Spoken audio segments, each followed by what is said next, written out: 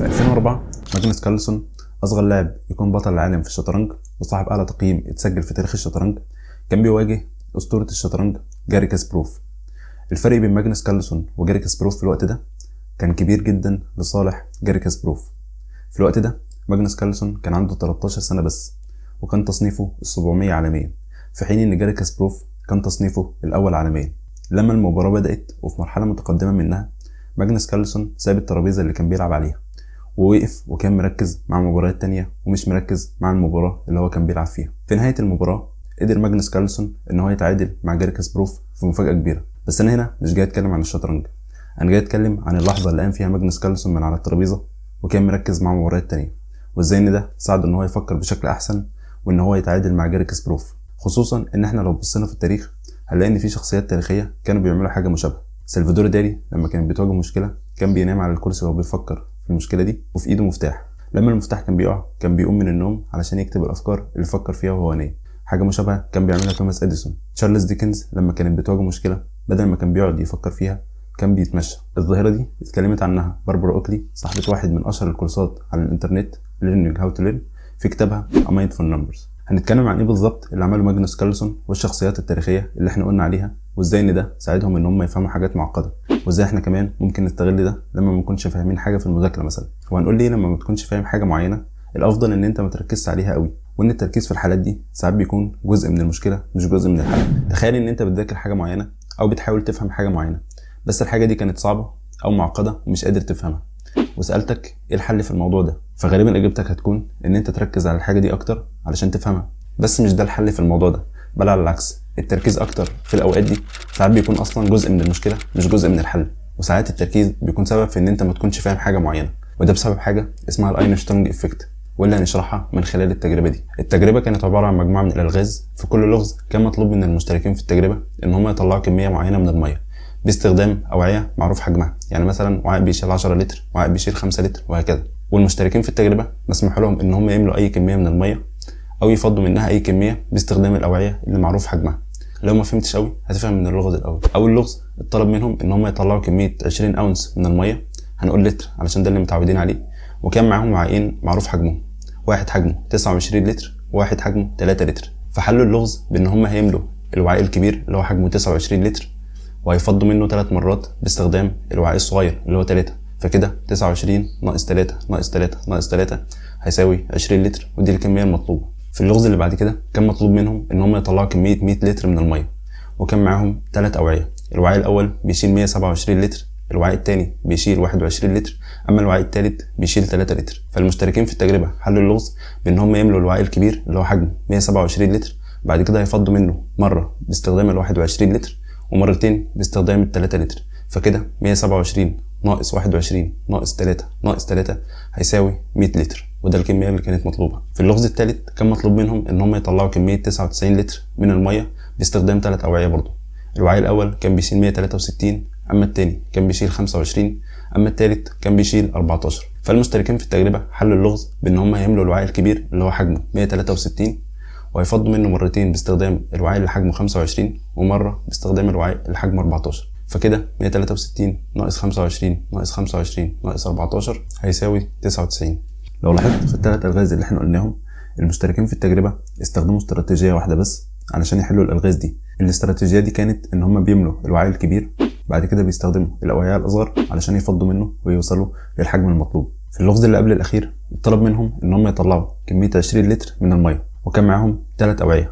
الوعاء الاول كان حجمه 49، اما الوعاء الثاني كان حجمه 23، اما الثالث كان حجمه 3 لتر. وقف الفيديو كده لحظة وحاول تحل اللغز ده، غالبا انت حلتها زي ما المشتركين في التجربة حلوها. المشتركين في التجربة حلوا اللغز بان هم هيملوا الوعاء الكبير اللي حجمه 49، بعد كده هيفضوا منه مرة باستخدام الوعاء اللي حجمه 23 ومرتين باستخدام الوعاء اللي حجمه 3 لتر، فكده 49 ناقص 23 ناقص 3 ناقص 3 هيساوي 20، وده الحجم المطلوب. بس في هنا مشكلة صغيرة، ان في طريقة ابسط لحل اللغز ده، وهي ان انت تملى الوعاء اللي حجمه 23 وتفضي منه مرة باستخدام الوعاء الثاني اللي حجمه 3. 23 ناقص 3 هيساوي 20. المشكلة دي بقى ظهرت بوضوح اكتر في اللغز الاخير. في اللغز الاخير اتطلب من المشتركين في التجربة ان هم يطلعوا كمية 25 لتر من المية، وكان معاهم 3 اوعية.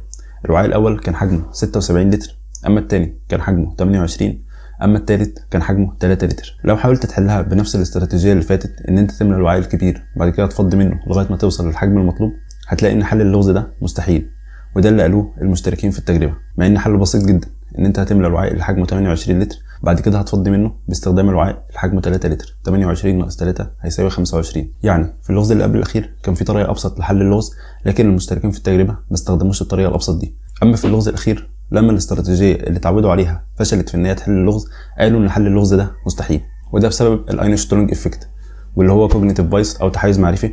ومعناه ان انت لما بتلاقي طريقه معينه ان انت تحل بيها مشاكل معينه، زي مثلا ان هم يلاقوا نمط معين يحلوا بيه الالغاز، ده بيخليك تتمسك بالطريقه نفسها، وبيخليك مش قادر تشوف طرق مختلفه واكثر فعاليه تحل بيها مشاكل مختلفه. يعني تفضل تستخدم نفس الطريقه في حل المشاكل، حتى لو كانت المشاكل الجديده دي لها طرق اسهل في الحل، بس انت بتستخدم نفس الطريقه علشان الطريقه دي نفعت قبل كده. يعني باختصار انت بتلاقي نمط معين بيحل لك مشاكل معينه، بتفضل تستخدم نفس النمط ده حتى مع مشاكل مختلفه. المشاكل التانية المختلفة دي ممكن يكون لها طرق اسهل في ان انت تحلها.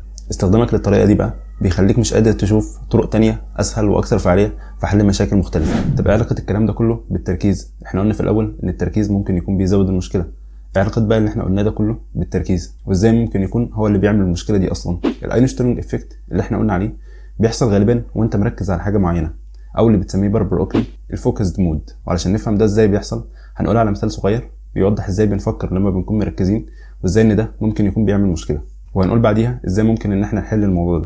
هنتخيل ان دماغك عباره عن لعبه البين بول. اللعبه دي عباره عن كره صغيره، لما اللعبه بتبدا الكره دي بتدخل جوه اللعبه بيبقى جواها دوائر من المطاط.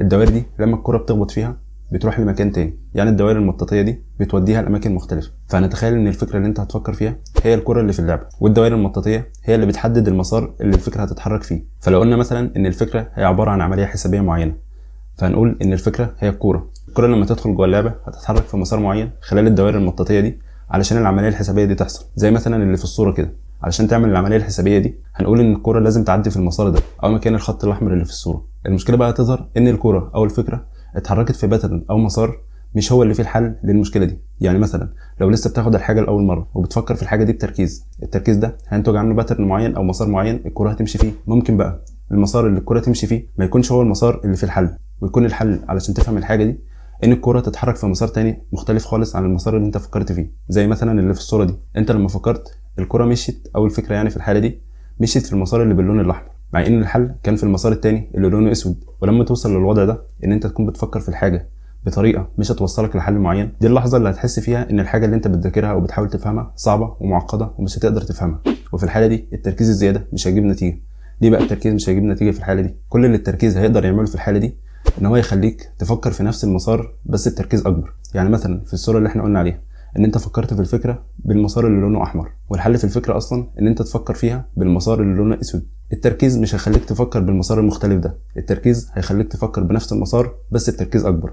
وبالتالي لما الفكره تفضل تمشي في نفس المسار مش هينتج عنها الحل، بالعكس هتحس ان انت برضو مش فاهم. طب ازاي بقى نحل الموضوع ده ونخرج من الحاله دي؟ الحل في النمط الثاني من التفكير، وهو الديفيوز مود. وعلشان نفهم يعني ايه الديفيوز مود هنقول مثال شبه المثال اللي احنا قلناه في الاول. هنتخيل نفس لعبه البين بول اللي احنا قلنا عليها، بس فيها الكور المطاطيه دي بعيده عن بعض، والكره نفسها اللي هي الفكره يعني عندها حريه اكبر في ان هي تتحرك في اماكن مختلفه. يعني لو هنقارن بين المثالين فهنقول ان في الفوكسد مود او في وضع التركيز لعبه البين بول دي هيكون الكره المطاطيه فيها قريبه من بعض، والكره مسموح لها بس ان هي تتحرك في مسار معين. اما في الديفيوز مود هنقول ان الدوائر المطاطيه دي بعيده عن بعض، والكره عندها حريه ان هي تتحرك في اماكن مختلفه. لما الكره او الفكره تتحرك في اماكن كتير او اماكن مختلفه هتكتشف مسارات جديده. يعني مثلا المثال اللي احنا قلنا عليه ان انت مثلا بتفكر في فكره والفكره دي بتفكر فيها بمسار غلط، المسار المختلف ده مش هتكتشفه الا لو كنت في وضع الديفيوز مود، لان الكره او الفكره هيبقى عندها حريه حركه فهتكتشف بيها مسارات جديده. مثال تاني علشان نفهم الفرق بين الفوكسد مود والديفيوز مود، هو ان الفوكسد مود او وضع التركيز زي ما تكون انت ماسك كشاف والكشاف ده مركز على حاجه معينه. لما الكشاف يكون مركز على حاجه معينه هتشوف تفاصيلها بوضوح بس مش هتشوف اللي حواليها بشكل واضح. اما الديفيوز مود فهنشبهه ان انت منور الكشاف على مكان كبير، المكان الكبير ده مش هتشوف تفاصيله زي ما كنت شايفها في الفوكسد مود، بس هتشوف حاجات انت ما كنتش شايفها وانت في الفوكسد مود او في وضع التركيز ده. طب الفوكسد مود عارفينه وعارفين ازاي بيحصل، ازاي بقى الديفيوز مود بيحصل؟ الديفيوز مود بيحصل لما ما بتكونش مركز على الحاجه اللي انت عاوز تفهمها او حاجه بتحصل في الخلفيه او في الباك جراوند. طب ازاي بقى نستخدم الديفيوز مود علشان نفهم الحاجه اللي احنا عاوزينها؟ قبل ما اقول على الحاجات اللي ممكن نطبقها علشان نوصل للديفيوز مود في شرط لازم يتحقق علشان الديفيوز مود اصلا يحصل. علشان تستخدم الديفيوز مود الشرط اللي المفروض يتحقق هو ان انت تكون ركزت على الحاجه دي قبل كده. يعني تستخدم الفوكس مود الاول بعد كده الديفيوز مود. باربر اوكلي بتشبههم بلعبه البينج بونج، بتقول ان انت علشان تفهم حاجه معينه لازم تفضل تبدل بين الوضعين الفوكس مود والديفيوز مود. بتقول ان الفوكس مود اكنك بترص طوب وبتحط اسمنت علشان تبني حيطه، اما الديفيوز مود هو الوقت اللي بيخلي الاسمنت ينشف والحيطه تتبني. طب احنا دلوقتي ركزنا على الحاجه اللي احنا عاوزين نفهمها، ازاي بقى ندخل في الديفيوز مود ده؟ تخيل ان انت كنت مخطط تذاكر ماده معينه لمده ساعتين، بس لما جيت تذاكر الساعتين قررت ان انت هتفصلهم على يومين، يعني ساعه في اليوم الاول وساعه في اليوم الثاني. ده يكون احسن من ان انت تذاكر الساعتين مع بعض في نفس الماده، لان انت لما ذاكرت اول ساعه فانت كده شغلت الفوكس مود اللي احنا قلنا عليه، واللي هو شرط علشان تدخل في الديفيوز مود. ولما اجلت الساعه الثانيه ليوم تاني فانت في الفتره دي لو بتذاكر حاجه مختلفه فانت بتفكر في الحاجه اللي انت كنت بتذاكرها بس بالديفيوز مود. فلما اديت فرصه للديفيوز مود ان هو يشتغل بين فترتين المذاكره ده يخليك فاهم الحاجه اللي انت بتذاكرها بشكل احسن. ودي اول طريقه كانت معانا وهي السبيسنج، وكنا اتكلمنا عن موضوع السبيسنج ده في فيديو تاني قبل كده. بس بقى في طريقه تانيه ممكن تشغل بيها الديفيوز مود وانت بتذاكر نفس الحاجه.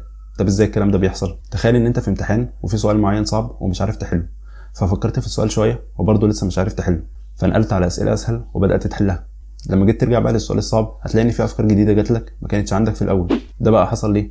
لان انت لما فكرت في السؤال الصعب في الاول كده انت شغلت الفوكس مود واللي هو شرط عشان الديفيوز مود يشتغل، ولما بدات تحل اسئله تانية الديفيوز مود اشتغل وبدا يفكر في السؤال الصعب اللي انت ما عرفتش تحله في الاول. وبالتالي لما رجعت له تاني لقيت ان انت عندك افكار ما كانتش عندك في الاول، وبالتالي زود فرص ان انت تلاقي حلول تانية ما كنتش بتفكر فيها في الاول.